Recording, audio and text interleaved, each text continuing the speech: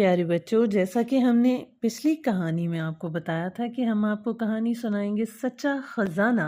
तो चलें आज की कहानी हम शुरू करते हैं। जिनापुर के नवाह में एक बूढ़ा लकड़हारा रहा करता था। उसका नाम करम अली था। गांव वाले उसे बाबा करमी कहा करते थे और बाबा करमी बहुत ही गुर्बत में जिंदगी गुजार रहे थे, लेकिन उनके चेहरे पर हमेशा एक अजीब सा सुकून नजर आता। लोगों को हैरत होती थी कि बाबा जी के पास कुछ भी नहीं है, मगर फिर भी वो खुश क्यों रहते हैं। तो बच्चों, एक दिन गांव के रईस सेठा राय बाबा करमी के झोंपड़े के पास से गुजर रहे थे। सेठा राय गांव के सबसे अमीर आदमी थे, लेकिन उनके लालचीपन की वजह से गांव वाले उनसे बहुत नफरत किया करते थे। सेठा राय ने बाबा करमी को खुशहाल देखकर पूछा, बाबा जी, आप तो गरीब होकर भी खुश रहते हैं, बताइए क्या राज है इस खुशी का। बाबा करमी मुस्कुराकर बोले, बेटा, सच्चा खजाना दौलत और सामान में नहीं मिलता, बल्कि इंसान के दिल में होता है। सेठा राय ने ये सुनकर हंसी से बुरा हाल कर दिया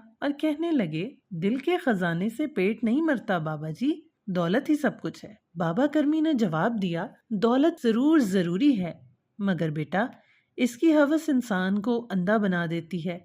सच्ची खुशी और सुकून कनात में है। सेठा राय बाबा करमी की बात ना माने और वहां से चले गए, लेकिन उनके जहन में बाबा करमी की बात घूमती रही। वो सोचने लगे, क्या वाकई सच्चा खजाना दौलत नहीं है। इस रात जब वो वापस गए तो उन्होंने एक ख्वाब देखा। ख्वाब में वो एक बहुत खूबसूरत बाग में थे, जहां हर तरफ कीमती पौधे और फूल लगे हुए थे। बाग के ऐन वस्त में एक सुनहरी संदूक रखा हुआ था और सेठा राय खुशी से संदूक के पास गए और उसे खोलने की कोशिश करने लगे, मगर वो ना खुला। इसके बाद सेठा राय ने एक और ख्वाब देखा। इस ख्वाब में वो एक सादा सा घर में थे। घर में एक बूढ़ा आदमी बैठा हुआ था और उसके सामने खाना लगा हुआ था। सेठा राय ने देखा कि उन्हें बहुत भूख लगी हुई थी और वो खाना खाना चाहते थे, लेकिन वो बूढ़ा आदमी उसे इजाजत नहीं दे रहा था। ये देखते ही सेठा राय बेदार हो गए और बहुत परेशान हुए।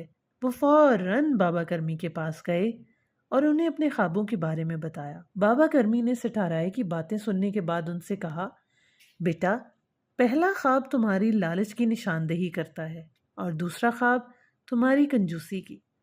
याद रखो, दौलत और सामान तो फानी चीजें हैं, लेकिन सुकून और कनात का खजाना हमेशा के लिए कायम रहता है। सेठा राय बाबा करमी की बात समझ गए और उन्होंने अपने लालच और कंजूसी को तर्क कर दिया। उन्होंने गुर्बत ज़दा लोगों की मदद शुरू की और गांव वालों के साथ मिलजुल कर रहने का फैसला किया। इस तरह सेठा राय को हकीकी खुशी बाबा करमी के बताए हुए सच्चे खजाने से मिली। तो बच्चों, सच्चा खजाना सिर्फ पैसे और दौलत नहीं होती, बल्कि आपके अंदर का सुकून होता है। सुनते रहिए फैंटास्टिकल जर्नीज विद आमना।